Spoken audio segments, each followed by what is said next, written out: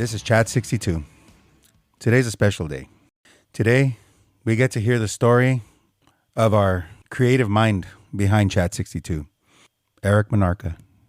Hi. Hey, great to see you. Likewise. Hey, sometimes it feels like it's been forever, but luckily we've been pretty good, and we've been consistent in seeing each other on a given Saturday. I know a few things have happened in the course of the month, probably been extremely beneficial to the Chat 62. We've been building connections, networking with some people that are truly interested in wanting to share their story. We've been getting a lot of positive feedback in regards to what's been done so far. So I've been really excited about the good stuff that we've been talking about. Being the fact that I get to be here with you a lot, I get to see the work that goes behind this. And it's a lot. Yeah.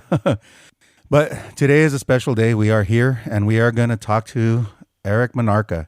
I'm excited because 3 years ago, or it was around 3 years ago, right? We had this conversation about this idea, and it was May 2021. So yeah, almost 3 years. Almost 3 years ago. At the Bicycle Casino. At the Bicycle Hotel and Casino, having dinner with good old Juan, and we were just having a great old time. And the idea came about, and next thing you know, within the past year, we're here and we're capturing stories.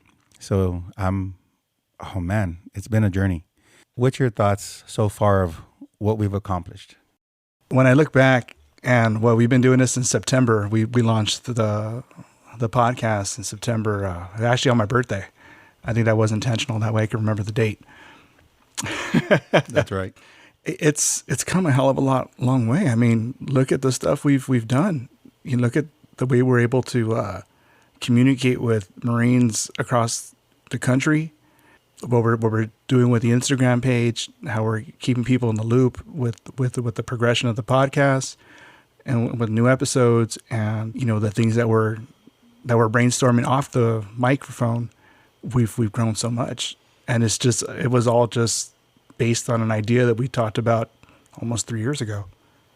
And the challenges that have came behind that too, along that, you learned how to edit, you've learned how to maneuver and really navigate through editing, and showing me some of the process, and I'm still trying to capture some of that knowledge and retain it. Yeah, I agree with you 100%. There's been a lot of progress, and I think the connections that we've been able to basically reestablish with people we haven't talked to in a while, and connect in a greater way.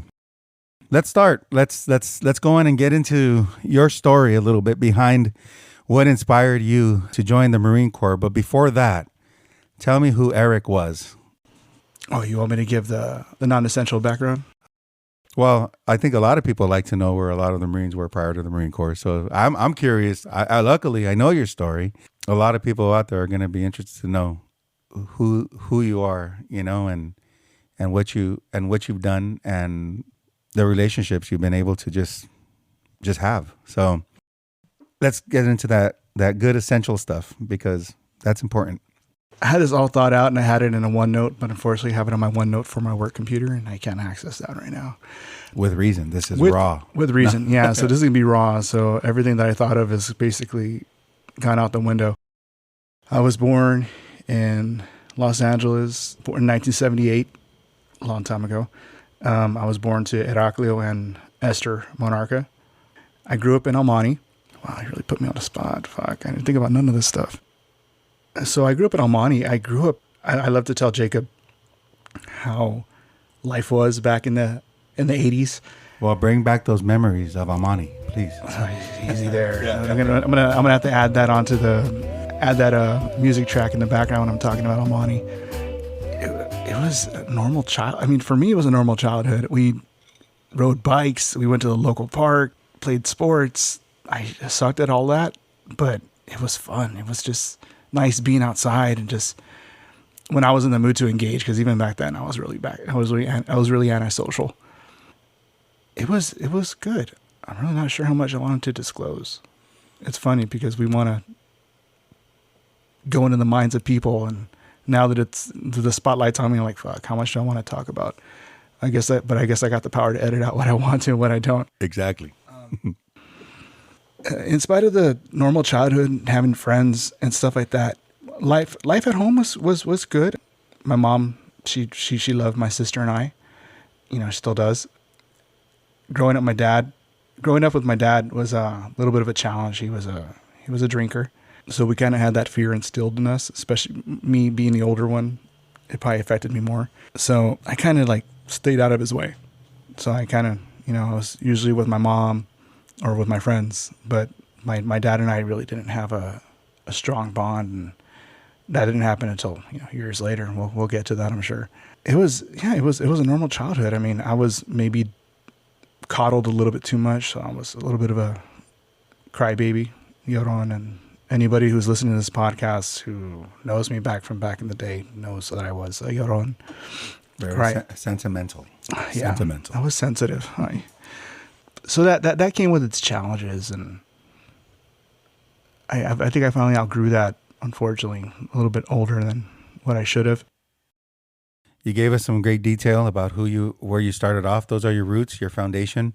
I know you probably had some little areas where you some schools you went to. What are some of the schools you went to? I went to Frank Wright Elementary in El Monte. It was a K through 8.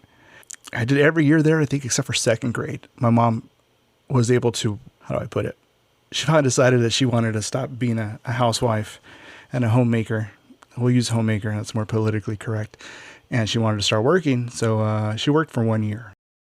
And I went to another school in Rosemead. And I went to my grandma's house during the day while my mom was working and stuff. So yeah, I went to Frank Wright Elementary for the most part. K through 8, graduated in 93. I went to a Royal High School. Just a truth blank. I went to a Royal High School in El Monte as well, class of 96. I did all my 4 years there. It's just basically pretty much just 2 schools. I don't really count that second grade year. Was there anything that you did during those time frames that, like extracurricular? You said you did sports. I mean, you played regular sports, I guess, with people. Yeah, like with people. park, I wasn't really. I was, and I know you see it now. I was extremely antisocial. I came out. What? No way. No. I know, right? It's hard to believe I wasn't a social butterfly. No, I wasn't really into like the team aspect of doing sports or anything like that. I was just GP. I was general population. You went to a Royal High School, graduated class of 1996. When was that spark or that interest that motivated you to possibly join the military? Actually, it can go back further than what I thought initially. It wasn't in high school. It kind of crossed my mind when I was younger. My grandfather served in World War II. He served in the Army. He was a medic.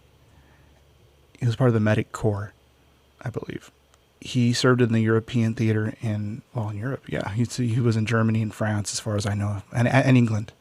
He would tell me stories about his time in the Army while we would lay down underneath. I think it was a walnut tree out in the backyard of his house. And I think it may have been planted in me during that time. And I was I don't know, maybe 8, 9, 10 years old, something like that. So it may have been, that seed may have been planted in my mind as early as then.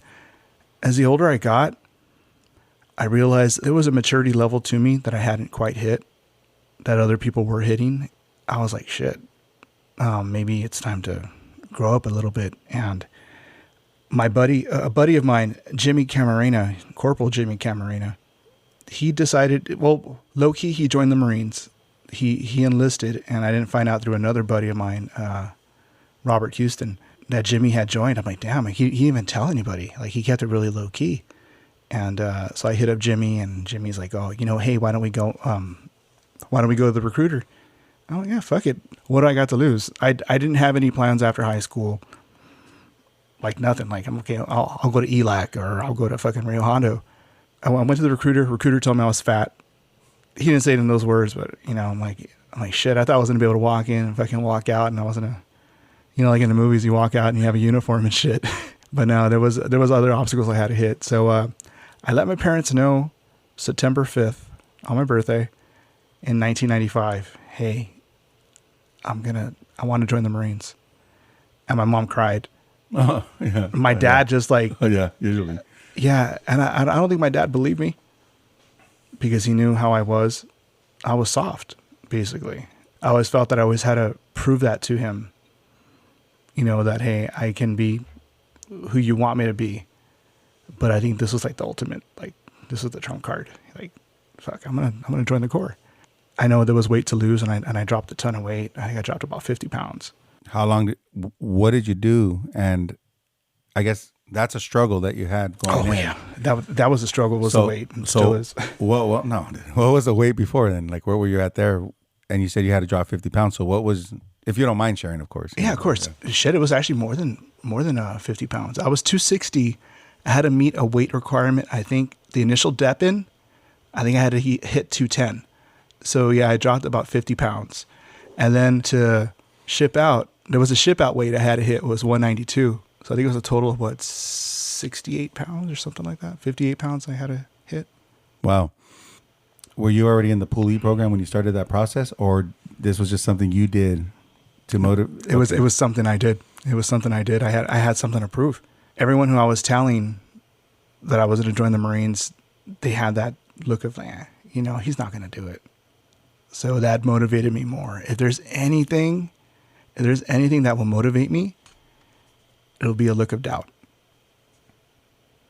You can ask my wife, you can ask my ex-wife, you can ask my parents, you can ask anybody.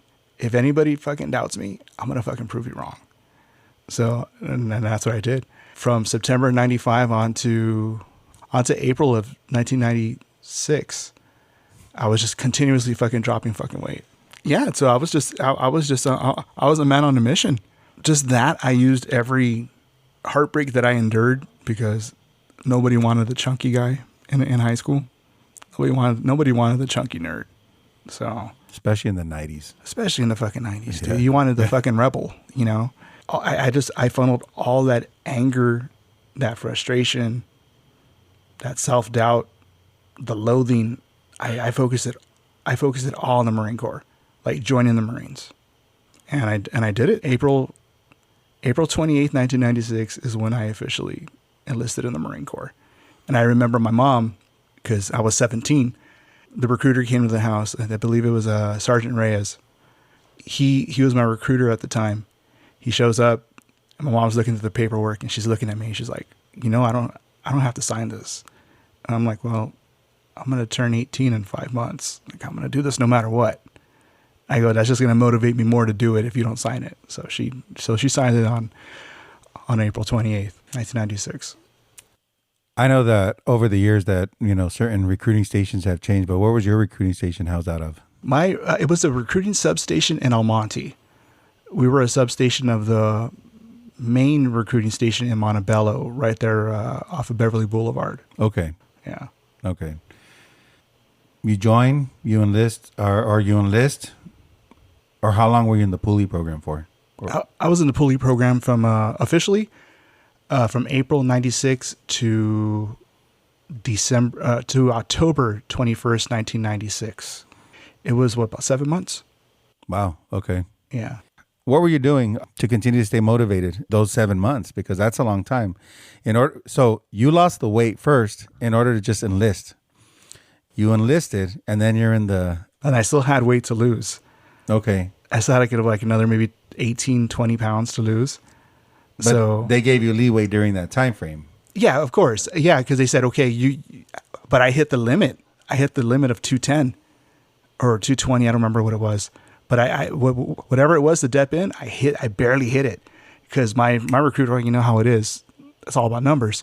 As soon as I hit that fucking magic number, he's like, okay, let's go dep you in.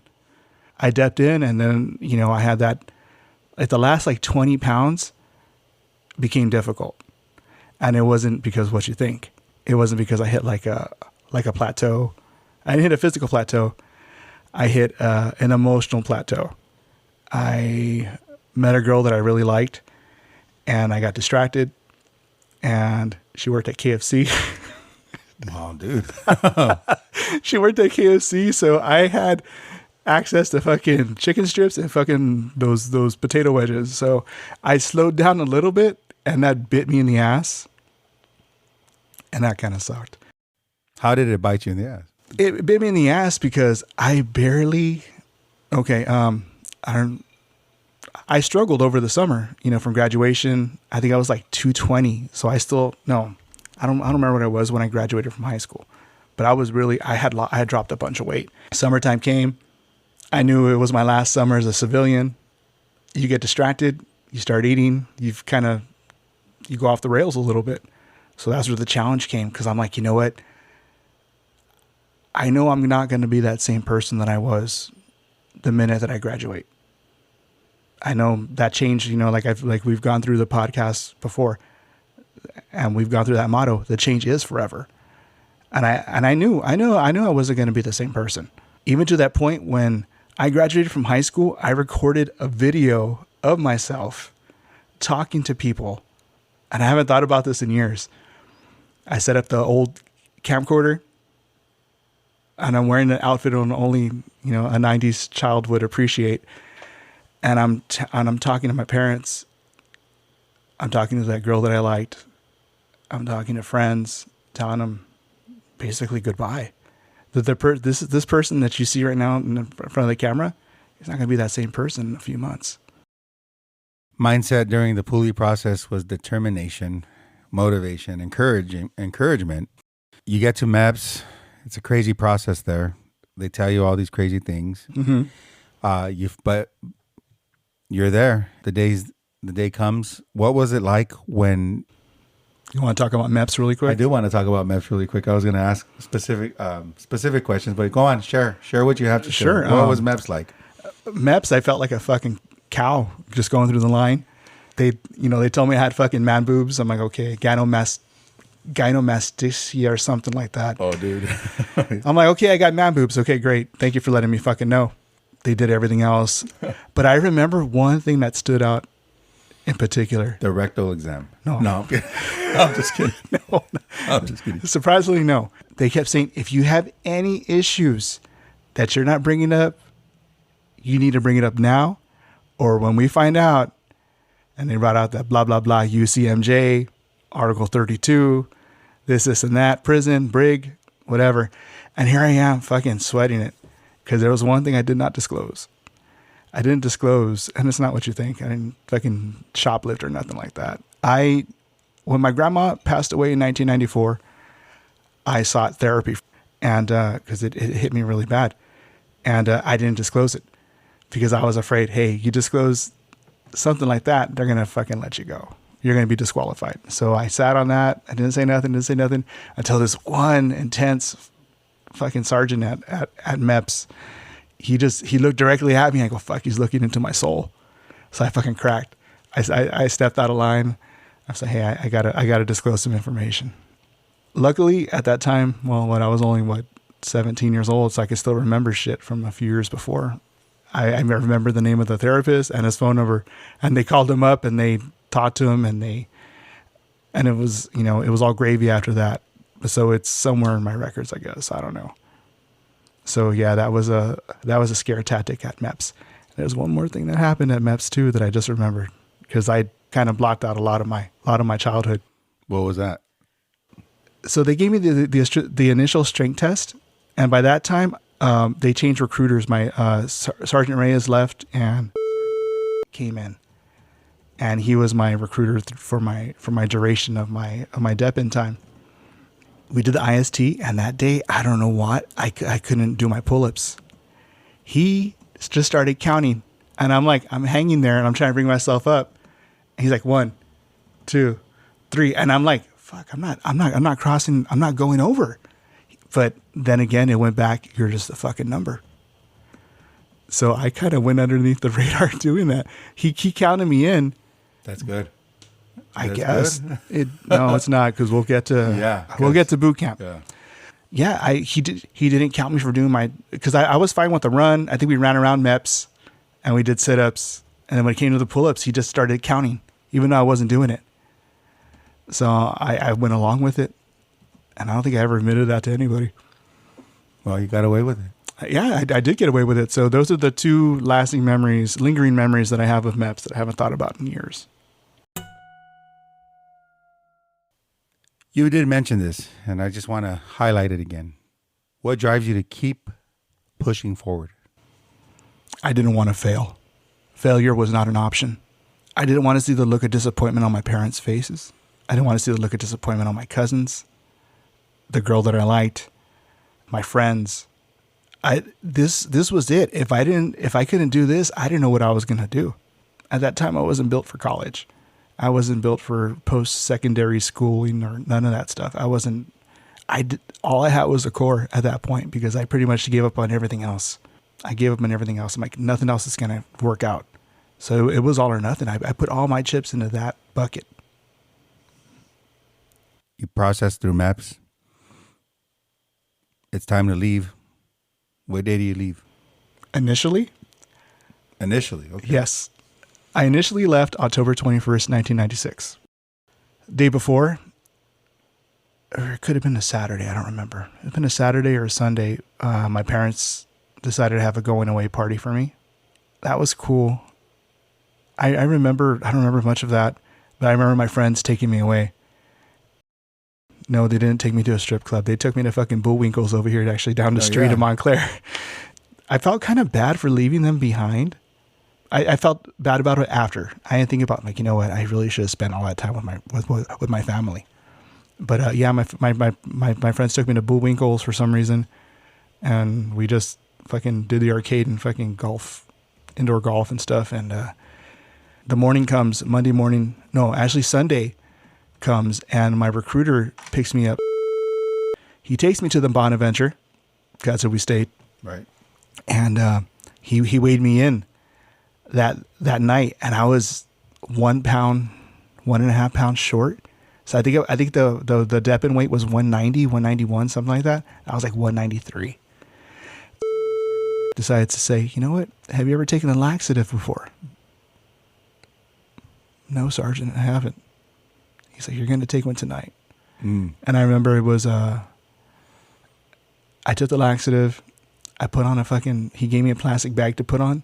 And I was in the fucking bathroom doing business and also running in the fucking place, trying to sweat off that last 1.5 pounds or whatever it was that I had to lose. So that was my memory of the Bonaventure. I didn't go downstairs. I didn't party.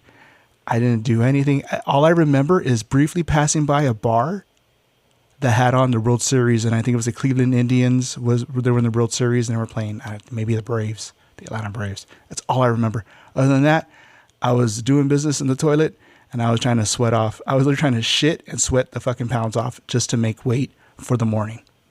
That's all. That's the only memory I have of staying at the Bonaventure. That sucks. So that really sucks. It does. Yeah. It gets worse. Morning comes. I still haven't ran through that laxative. Hasn't run through my body yet. Like finished. It hasn't finished fucking torturing me. I get to MEPS. Every chance I had to go to the restroom, I'm going. Like, fuck. And I wasn't allowed to drink water. That's bad. Yes. You're dehydrating yourself. I'm dehydrating myself, and I'm trying to... It's not the Marine Corps way. Yeah. Exactly. I do that final dep-in weight, and I'm 0.5 pound shy of making my requirement. They're not going to let me in. They're not going to ship me out. There was a... They already told you, like, you're not going? Or they're like, you didn't make your weight. And I'm pissed. And I'm like, fuck. I'm mad at myself. I start thinking about the girl I was seeing and all the fucking KFC. Chicken strips. Yeah, I didn't make my weight. And there was a gunnery sergeant there, or a first sergeant. He was like the first sergeant at MEPS, or maybe a sergeant major. I don't fucking remember. He was way up in rank. I saw a bunch of chevrons and rockers. Like, fuck, this dude's important. Talked to me. He's like, do you really want to go in? I'm like, yes, I do. I'm like, this is all I have nothing else. He's like, okay, we're gonna delay your ship out date. He's like, but you have to make weight. So I had 2 weeks to lose. He gave me 2 weeks. I had 2 weeks to lose basically 0.5 fucking pound or 1 pound or whatever it was. I remember my recruiter, he looked kind of disappointed because my ship out date got pushed out from October. Now you're crossing over to November. So someone didn't make their quota. So it went from October 21st to November 4th, 1996. So he was a little bit disappointed in me. I was disappointed in me. I had finished telling everybody goodbye, the day before. I told my girlfriend goodbye. She was sad. You know, I had let her go. I let my friends go, especially my parents. I let them go. Next time you're going to see me, I'm going to be a Marine. My recruiter drops me off early afternoon on October 21st. And I don't have no keys. Nobody's home. So I snuck in through my parents' window, and their room was lined up with the hallway because they were the end room. So the minute that I climbed through the fucking through their window, and I start going towards the door, my mom's coming in through the front door, and she looks at me like she saw a fucking ghost. She's like, "What happened? Why are you here?" I'm like, "I didn't make weight." I was off by half a pound. I couldn't lean to the left or right. I go, half a fucking pound. I go, we're gonna try again in 2 weeks. I had 2 weeks, and in my arrogance, I guess, I thought the world was gonna stop for me, and my friends are gonna be there. Oh, hey man, we got 2 more weeks to go fucking do stupid shit and whatever. I had another 2 weeks with my girlfriend. She avoided me for 2 weeks. She didn't want to go through that again. My friends, they were working because, you know, everybody else was working. Everybody else was, you know, they were moving on with life. And here I am basically on summer vacation. Yeah, I had another 2 weeks. And then November 4th came. They didn't put me up in the Bonaventure this time. They were going to spend a fucking hotel room on me this time. So I ended up shipping out November 4th. Oh, November 4th. Okay. Yeah. So nobody was there. Everybody moved forward. And I was like, fuck, the world doesn't stop for you. And I thought it would. Even my parents were like, oh, we got things we got to do. I'm like, fuck, the world moved on. It wasn't even a whole day that passed. And everybody had already moved forward with their lives. That's crazy. But it's true. Yeah. They have to. And I think that was my first lesson in that. Like, life does move on. And so, yeah, November 4th came. I made weight. I think I lost like 3 extra pounds. Because I'm just like, fuck, I'll be damned. I go, if my fucking girlfriend here doesn't, she don't want to see me, so I don't have that access to KFC. Right. You cut off all ties. Yeah, like, pretty much. So I was able to drop that fucking weight. I think I dropped like an extra, I think it was 3 pounds. I think I made it like 188 or something like that. Kylo Ren. What's up, dude? Give us a brief introduction of yourself as clearly as possible. Who you are, how do you know Erik Monarca? What's your connection to us? Kevin Lopez, corporal type. Born and raised in Los Angeles, currently living in southern Indiana. What's the connection? The Marine Corps. Once a Marine, always a Marine. Goddamn right. We're brothers. That's right. And what brought us together? The 62 area, Camp San Mateo, Camp Pendleton. That's right. And we are glad you are here, bro. We're glad that you're joining us. I know it's really late over there in Indiana compared to California time. But the fact that you're here does show that you do support us, you do love us, and we love you, and we're glad that you are you are joining us. So thank you. Likewise. Is when you shipped out. Yes, sir. What was that like? Oh, I do remember. Sorry. Whatever NCO that was in the bus telling us this is your last chance. If you don't want to do this, get off the bus now. And this is at MEPS. So from the Bonaventure, they pick you up, take you back to MEPS? No. Or no? Remember, the Bonaventure was only the first trip. The first trip. Okay, wait. The second trip, they said, fuck this guy. If he doesn't make weight, we're not going to fucking pay for another hotel. So they just, from MEPS? My recruiter picked me up, I guess, in the morning on November 4th to drop me off at MEPS. Told my goodbyes again to my mom and dad. I'm like, this time, for real, this will be the last time you'll see me as who I am right now. And they drove me over to MEPS. Yeah, we did the process again, whatever we had to do. From there, the bus shipped us out down to San Diego. But I think there was a few hours that had passed. I don't know, it was about 6 or 7 hours that had passed. During that time, it was a bus. It picked you up. It took you. You didn't have to put your head down the whole entire way, right? No. But you know what? I do remember that the windows were really dark. So I figured they didn't want us to know how we got there in order, if we want to go UA, to head back. So basically, okay, you get driven down there. You get there. Did they stop you at the USO when you get there, or did you just straight to MCRD? MCRD, okay. So straight to MCRD. You arrive there. At that point, heads don't have to be down when you're going in? Oh, wow. Not that I can recall. Not that I can recall. Then again, it's almost 30 years ago. So. Okay. So that's fine. So you get there, you arrive. What's your thoughts? Someone walks in. Shit, this is for real. Okay. And going back to MEPS, when that sergeant or the NCO told us, "Hey, this is your last chance," it crossed my mind. And then I started thinking about everything that I worked my ass for, and I was like, I can't. There's no turning back now. From April to October to November, you were determined. Yeah, I was, but there was that little bit of self-doubt.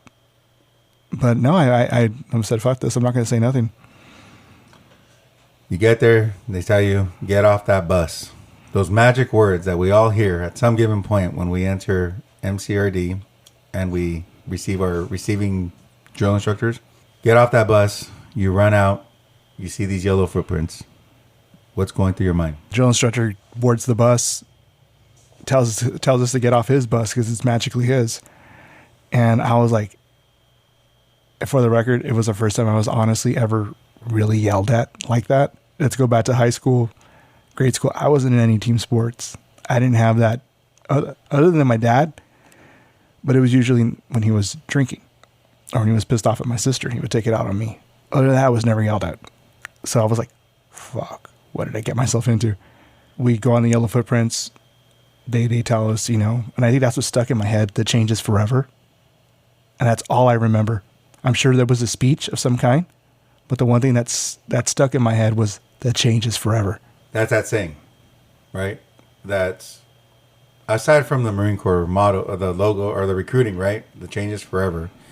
That wasn't on the red part, right? Like on the... I don't remember. And I've been trying to look for pictures of it. I might have it. I just have to go through my photos. Okay. Because I know I do have it. Because for some reason that sticks in my head. I don't know if it was part of a speech. I don't know if it was affixed on top of the, when you're walking through. I have no clue. And then you can Google that while I just shoot the shit. But yeah, I just remember the changes forever. I got my hair was pretty short at that time. So I didn't have to worry about being yelled at or being heckled with, because the first thing my recruiter told me is like, make sure you get a decent haircut before you go, because anybody with long hair, they're going to put them in a special room. And I figured they're probably yelling at him, or I don't know, they're giving him shit, or maybe they're just simply just giving them extra care with their fucking hair. They were going to take a little bit longer. I have no fucking clue. That's all I really remember from that point. I getting the haircut, getting our supplies, writing the letter that everybody had to write, because back then we wrote letters. I'm sure now they fucking write emails or they post it on their fucking TikTok. They didn't give you that call? That one call? Oh, and the call. Yeah, right. Yeah. Okay. I just remember my mom sounding freaked out because she's like, fuck, I never heard my son like that before. Because I'm like, hey, Mom, it's me. And I think you had to say your name. I arrived at MCRD safely, and that was it. You hang up, and my mom's like, okay. And she let me go. Usually with Marines, we highlight the yellow footprints because it is a tradition that we all have to go through. There's the arrival of the bus, the yellow footprints. And then we go through they're called silver hatches, the silver hatches. After the pivotal moment, recruits swiftly proceed to two large silver doors. They pass through these doors once and never again. As the silver hatches close behind them, a chapter of their lives end and a new one begins. The tradition of the yellow footprints and the silver doors is vital. It signifies the transformation from civilian to Marine. I just wanted to share that. Wow, it's almost like a religious experience. It is. Yeah, same with the yellow footprints. It says where it says the yellow footprint speech. The receiving senior drill instructor delivers the inevitable words, "You are now aboard Marine Corps Recruit Depot, Parris Island, South Carolina, or San Diego, California. And you have just taken the first steps towards becoming a member of the world's finest fighting force, the United States Marine Corps." They tell you to then get off. That's right. The bus. You're right. I'm going to use the buzzword that the kids use. You just triggered me. So that speech does sound very familiar. Right. So standing on those yellow footprints, recruits receive a brief on how to stand at the position of attention, the difference between civilian laws and the Uniform Code of Military Justice, UCMJ, what it truly means to be a Marine, and the legacy of countless Marines who stood on the same footprints before them. It's all tradition. And that's what's beautiful about the Marine Corps. It's very ritualistic. Yeah. So, sorry. Yeah, just the silver hatches. So, through those doors, I guess there's that term, it's through the silver hatches. Mm-hmm. I never knew that until right now, actually looking it up. So wow. Those doors, you know, and then I didn't realize that they closed them behind us after that. That's just beautiful. Esprit de Corps. That's right. Decor, yeah. That's right. Wow. Wow. This is stuff I haven't thought about in years. A lot of it's, I don't know if it's blocked out or I'm just old. Yeah, dude. As soon as he went over that speech, I was like, oh my God, I remember the America's fighting for us. And I'm like, oh my God, I haven't thought about that in years. Yeah, the yellow footprints. And then we get on it. Some take a knee, or we all take a knee at some point, right? You know? I think so, yeah. Even at that point. Just so back then when I could take a knee. Right, yeah. As we're older, it's sort of hard to even attempt that. If you have cartilage left. Well, you're there. You walk through those silver hatches. They shut the doors behind you. You start the process of becoming a United States Marine. What was your boot camp experience like? There was that, we had the receiving week. I remember my weight was already an issue and I already got singled out. I don't remember. I think we were doing the IST, the initial strength test. This one drill instructor kept saying, portholes. Hey, you, portholes. I didn't know what the fuck portholes fucking meant. Back then, I didn't know what the fucking dude with glasses. He's like, hey, you fatso. My instinct, I turned the fuck around. Of course, he's fucking talking to me. And he's like, how much do you weigh? And I'm like, I weigh 180, whatever. I was already under the weight. He goes, He's like, we'll see about that. I'm like, fuck, man. They already fucking singled me fucking out. That's your first within the week? That's receiving week. Receiving week is intense. We for those that know, they know. It's an intense process. That's when they're really getting to know you. Your drill instructors, right? No, it's the receiving drill instructors. Receiving drill instructors, yeah. But you're getting to know the people that you're going to be serving with, for the most part. For the most part, where you're getting familiar with the chat. When you're getting familiar with the MCRD, you're getting used to the hollering, the movements, the schedule. I don't remember the whole staying up for 36 hours. I know it did happen because when we finally went to bed, I had to pick my nose really bad. And I know it's disgusting, but I went in and I couldn't because it was just a buildup of mucus. Because remember, they're like, don't touch your face. Right. And I had to pick my nose really bad or blow it. And I couldn't. And I finally did. I'm like, fuck, I can't get in. It's disgusting. It was so clogged. Yes, it was so clogged. Or was it because all the tears you shed and it just sort of built? No, I'm kidding. No. So receiving week's over. They called you out. You get assigned to your first platoon. Yes. Which is? My first platoon. Oh, no. My first platoon. Wait. Yes. Sorry. Yes. Sorry. No. Sorry. I shouldn't have said that. Because, you're right on fucking target. My first platoon. See, I listen. Okay. So my first platoon was Echo Company.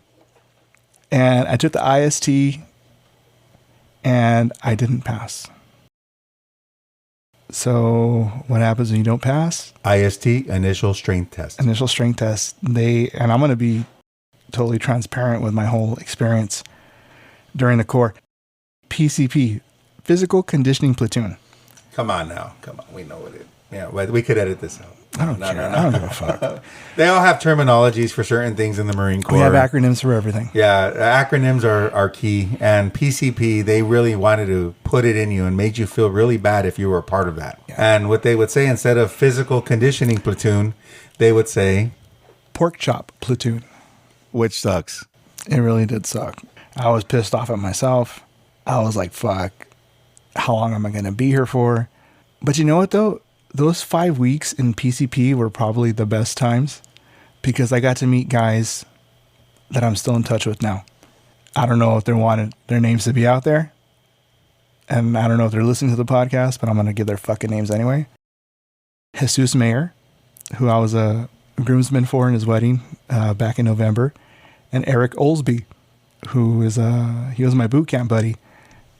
And we'll talk more about him in a little bit. So there's those two guys I still keep in touch with.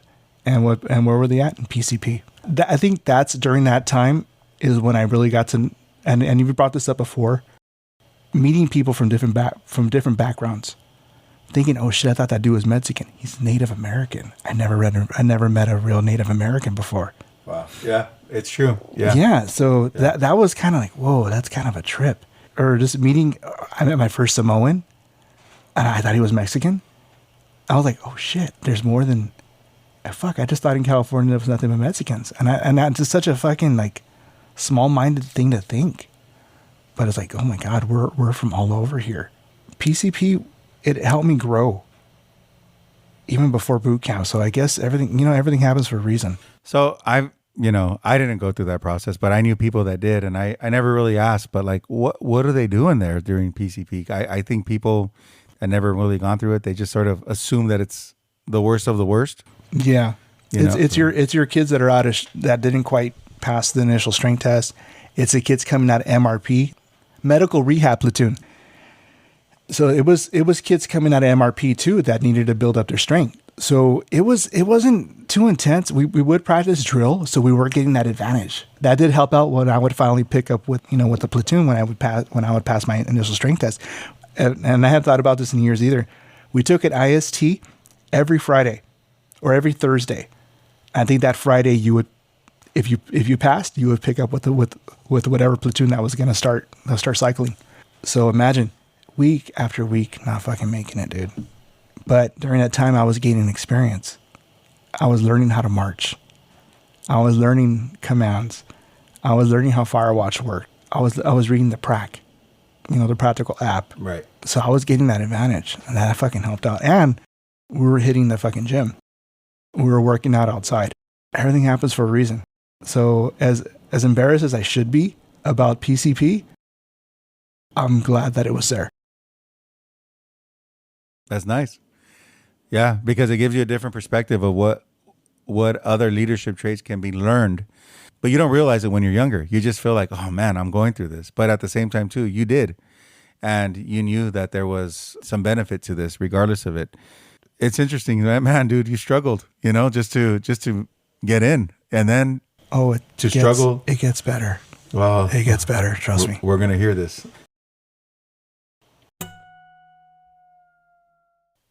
You're in PCP, the physical conditioning platoon, and you finish within 5 weeks. You are assigned to a platoon. You probably tested on a Thursday. What was the one struggle that was keeping you back again?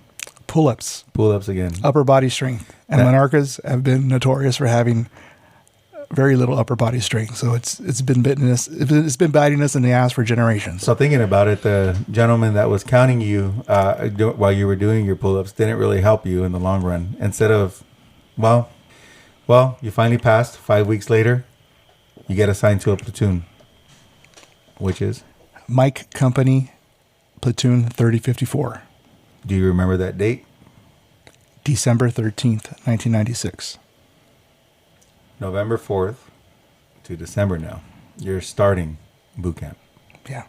So how are you crushing it with having this advantage of being in PCP for 5 weeks?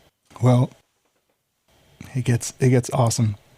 It gets, you think it was bad. It got a whole lot fucking worse with this story that I don't think I ever told anybody. Well, there's a few people that know. Olsby knows. Olsby was there. Me and Olsby, we picked up with my company in the same platoon. The first session we do the obstacle course and the rope climb. You remember that's maybe the second, T2, T3, something like that. Guess what old Monarca does? I do the obstacle course with no fucking problem. I go up the fucking ropes. My hands get real fucking sweaty. And I start sliding. And instead of letting go, and I could hear all the drill instructors yelling at me, telling me, let go of the rope. Let go of the rope. I'm hanging on all the way fucking down. I land right on my ass. And it's probably my right side that I'm leaning on too. I look at my hands. My hands are full of fibers, and they're all peeled back. Fingertips, palms. It's all peeled back. And I'm looking at it like, what the fuck did I just do? And Olsby knows, and I'm going to have to tell Olsby to listen to this fucking episode if he's not listening. And I'm in shock. Like, what the fuck just happened? And they're yelling at me. And then they realize when they look at my hands, oh shit, it's fucking serious. They get the corpsman. Corpsman ships me off to medical. They start scrubbing my hands. They need to get all the fibers out to prevent infection. So it's hurting because it's brand new skin. It's skin that hasn't surfaced. It's probably not going to surface for fucking years, probably. Who knows? They see that I'm upset, and they give me a moment, and I'm fucking pissed off at myself. The only time that I cried in fucking boot camp was because of that. And then that's a fucking good reason. Not for a drill instructor yelling at me, striking me, fucking guides and fucking squad leaders thinking they're fucking drill instructors. No, it was because I fucking slipped down God knows how many feet and burning my hands raw, dude. And I'm fucking mad at myself. I missed, I don't know how many training days, maybe like 7 training days. Because as soon as that skin fell out, I'm like, I'm ready to fucking go. Because they were going to put me back in MRP because of it. But one of my drill instructors fought for me. And I'll bring him up towards the end of the boot camp experience. Sergeant English was the one that fought for me. And he was like the elder statesman of the drill instructors. The one that wasn't the heavy, but he had been there for a while. And he fought for me as soon as my wounds didn't heal. So I was taping shit up still. Learning drill, doing PT, whatever. So I was, and my hands eventually recovered, but I don't even remember how long it took for those wounds to heal. But whenever I talk about it, I can still feel it. I can feel every fucking finger, like the palms. I could feel exactly where it happened. And it's been 28 years and I could still fucking feel it. If that's not PTSD, I don't know what fucking is. Similar experience happened to me. Not as high as you, but I know that feeling. I probably didn't burn it as bad, but that sucks. And you still had to do everything else that they required you to do. Yeah. In the dirt, push-ups, running, jumping, the sweat. All that with fresh new skin in my hands. Yeah. Oh my gosh, bro. So, okay. I don't think I ever told you that story. No, you haven't.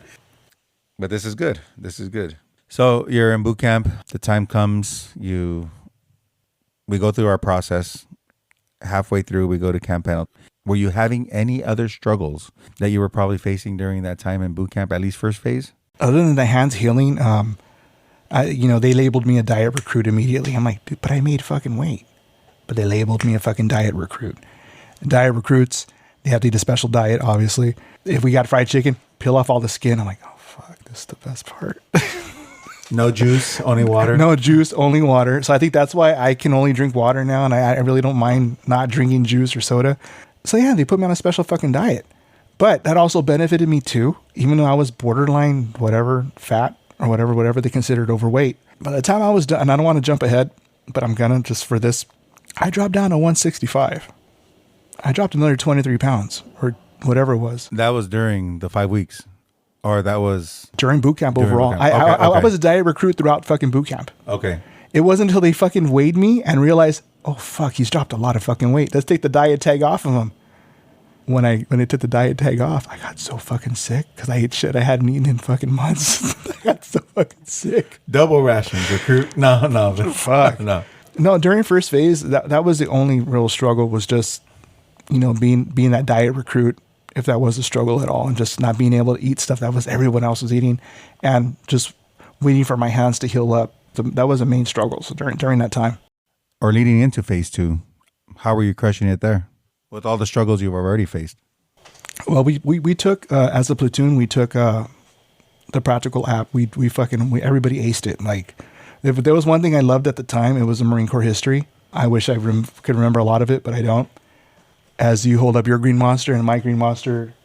Somewhere. It's right there. There it is, yeah. Yeah, I got my green monster right there. But in my green monster, the only chapter that I kept that's in there, I want you to go ahead and take your headphones off and go pick that up real quick and tell me. Well, I don't know. You might have some leeway to reach out for it. You're fucking tall. I'll still take them off. Student handout: marriage and the first term Marine. Yes, that'll come into play later. That's literally the only thing he has in his book, aside from some scribbles here and there on his little notes that he has. That's yeah. That's not a complete book, Marine. It's not. I see Lopez smiling. We'll get there later.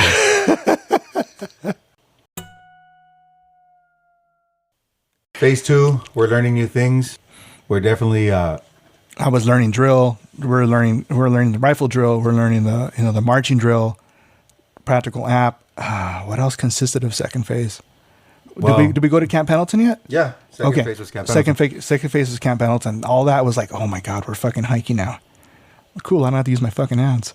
That was a relief. I mean, but then I was crushing it, dude. I was crushing the fucking hikes. Still that upper body was just a fucking issue, constantly fucking issue. So learning how to shoot. I never shot. Have you ever had a experience using a weapon before? Yes, I did with my grandfather. He liked to shoot the cats in the backyard because he hated cats.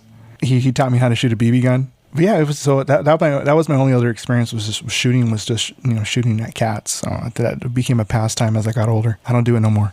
That's a good thing because you're an animal lover. Well, a bunny has been more of your support. Yeah, she's been my princess. Yeah, she's been my everything. When you're in there, did you have any opportunity to serve like in any leadership roles as a recruit? Surprisingly, no. I think the weight was a detriment to me. Yeah, and the glasses. It's just my image just didn't look strong. When I was in PCP, and I hate being this fucking person. I was being considered guide. Eventually, if I would have stayed, but I kind of, I lucked out, and I was like, oh shit, maybe this would be my chance to be, to show leadership. I wasn't a squad leader. I wasn't a guide. I was just general population. I was a house mouse for the most part. Yeah, I didn't have a chance at leadership during that time, but I had that advantage, because of PCP. So these fucking squad leaders, the guy that thought that they would act like drill instructors, you know those guys. I'm like, oh, fuck, I had worse, dude. No, you're fucking nothing. So I'd let them do their fucking stupid fucking spiel, and then I start talking like whatever senior drill instructor. I'm like, get off your fucking high horse. 1996 was a special year for the Marine Corps because the Crucible was introduced. Yes. Were you part of that? Yeah, I was. I was one of the first. I don't know. I've looked it up in Google to see when it actually was implemented, like an actual date, like a month and date. It just says 1996. 1996. So I'm assuming sometime maybe in the summer. So the Crucible was fairly new when I was with my company. So everyone knows, during the Crucible, Marine recruits face a series of demanding challenges, including sleep deprivation, limited food, physical exhaustion, a 48-mile hike, 8 physically and mentally demanding events. The last thing is simulated casualty evacuations. Those were all something that we all were introduced to as U.S. Marines. How was that for you? You've ever experienced stuff like that before? I know I didn't when I went in, so... Never have. I was protected growing up, and that wasn't my mom's fault. She loved me, and she parented the best way that she can parent, just like we parent our kids the best way we can parent. And we're learning every day, even as our kids grow, as they become tweeners, teenagers, young adults. We're still learning how to manage, how to parent. So she did the best that she could, and I have no regrets with how she parented me. That coddling, again, was a detriment to me because I wasn't around that team environment. That was all new to me. A lot of these kids, especially the ones from Texas, they love fucking football. They know that team mentality. That was the hardest part, was just trying to learn the team mentality. Before we finish your boot camp experience, what was your thoughts on the Crucible, being that it was something new to the Marine Corps? I know you didn't have an expectation of what to expect. Yeah, we didn't know because it was just all, the Crucible. What is this thing? What is it about? What are we going to... It's supposed to simulate war. How much of war is it going to simulate? We didn't have an expectation. All the Marines that had already been through it, they were probably like an MOS school, or they were probably just barely getting to the fleet. So we didn't have a reference. One thing I want to touch upon, and I don't remember, I think it's the last big hike we do before the Crucible. I think that's the 15-miler? Yeah. Do you remember after the hike, they make you do the obstacle course? Right. And then the rope climb? Right. So we do that. Well, there's a few rope climbs, but the main rope climb is just straight up and down. Yeah. The other rope climb, of course, is straight up and down, but we're leading into like a wall or a something. wall or A-frame or something. So no, this is one where we. So this is your some PTSD that you're gonna have to face at this given point. Yes. Okay. Well, wait, before we get there, because this is like during it, but wait, this is during the Crucible. Before this is the last big hike before the Crucible. Okay. It's not the Reaper. Okay. Because remember, it was like a 9, 11, 15 or something like that. We had to build up. Yeah, well, we were up there in Camp Pendleton. They built up hikes, and I don't remember what the number was, but the last big one. Right. The week before the Crucible. Right. We had to do that big one. Right. Yeah. And they I think maybe leading up to it, I think we did the obstacle course after each hike, but Sergeant English, drill instructor Sergeant English, wouldn't let me do the ropes until that last one, and I kind of did it without him. I guess I disobeyed an order. I finished the obstacle course, and I went up the ropes, and he runs up there to me. He's like, Monarca, you don't have to do this.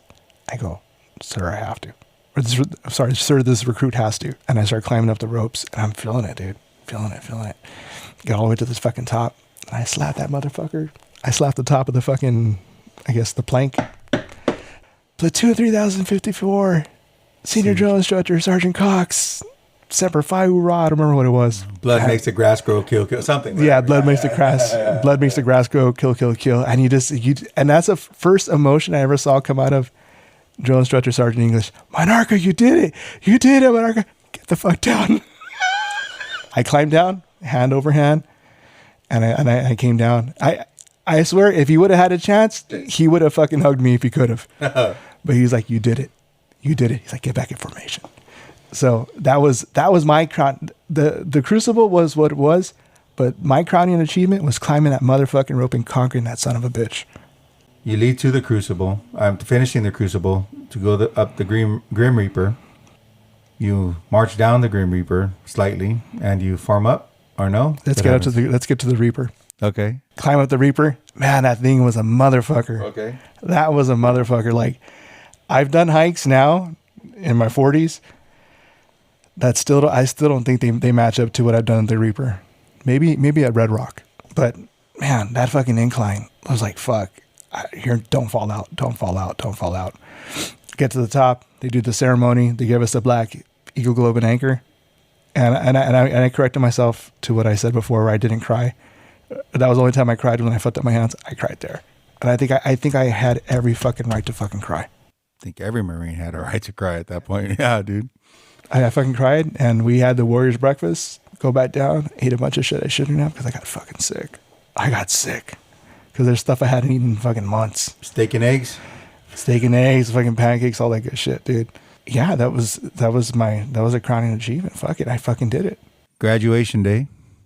Get to see, or actually we have a few events before graduation day, but I think we had our family day.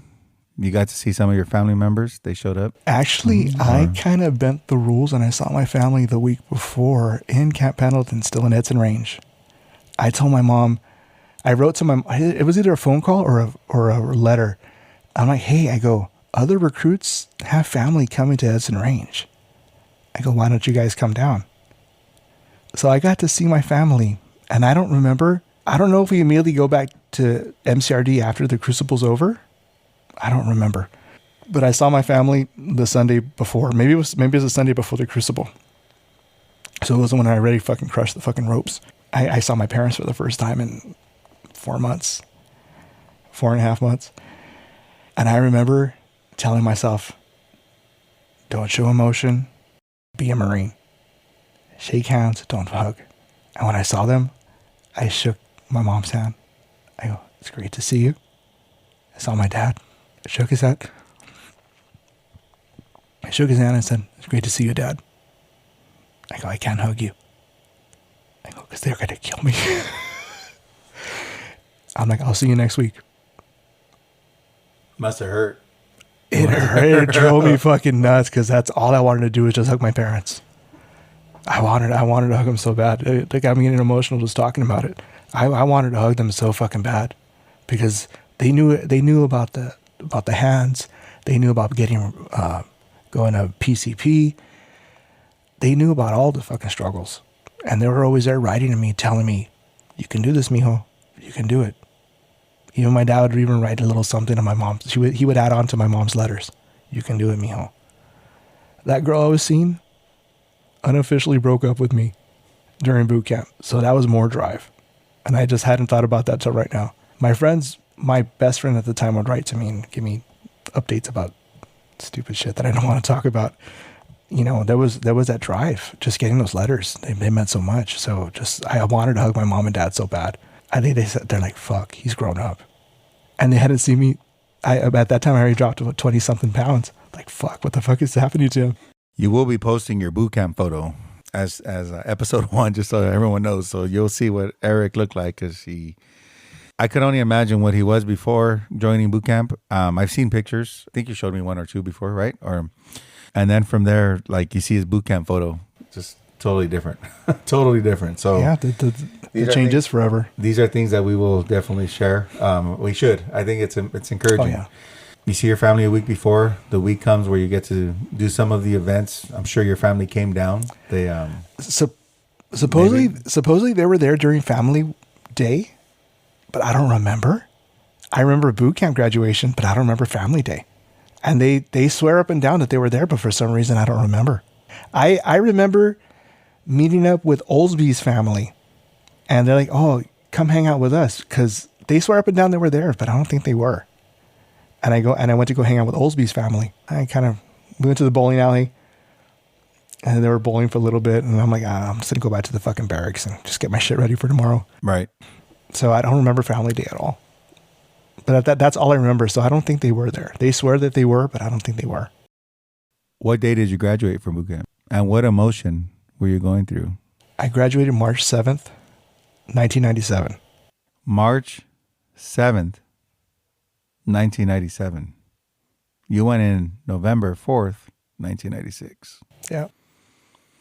4.5 months. Not the traditional Marine Corps recruit training experience. And I think this is probably the first Marine that we're talking to that actually went to PCP and got recycled. So the emotion was like, I finally fucking did it. I remember doing the march and coming around when we do Eyes Right.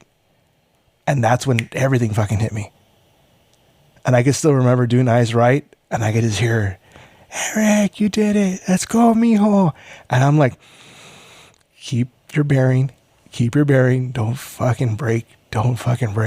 They dismiss us. And I just see my parents running to me. And I fucking lost it again, dude. You know I'm an emotional person. Yeah, you are. So, yeah, it hit me again. I think there's a picture. Nothing wrong with that, though. Nothing wrong with that. I'll post a picture of me. And it's right after, we see our parents, and I'm fucking crying. For me, this was, I should have been active in high school. I should have been with fucking football. I shouldn't have been with fucking sports. I should have been in a team environment, but I wasn't. This is my first time being in a team environment. Being exposed to all this stuff that I'm pretty sure other kids went through they had that advantage before I did. So it was brand new to me. It was brand new, and I didn't know I had my days I didn't know if I could adapt, but I did. You did. I did. Yeah. You did more. You did. You adapted. You had a lot of challenges.